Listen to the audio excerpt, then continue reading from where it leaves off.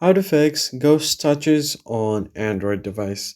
Hey guys, welcome back to the channel. In today's video, I'm going to tell you guys how you can fix ghost touches, or if your screen is very highly responsive, even when you don't want to. I'm going to show you how to fix it. Open up settings menu, and from your settings menu, you need to scroll down here until you find the option for your display settings. So tap on display over here. Once you go to display, scroll down here until you find this option, accidental touch protection.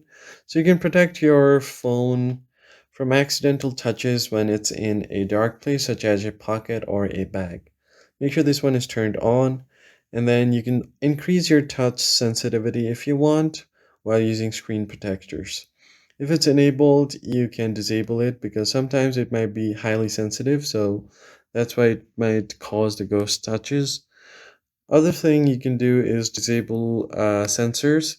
Go over to developers option, and then from here you need to find quick settings developer tile, and then from there you need to tap on the sensor off option. Tap on it and it will toggle it on. Now if you just go ahead and swipe down your notification panel, off option touches as well.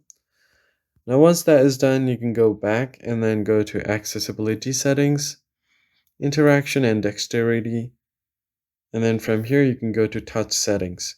Go over to touch and hold delay.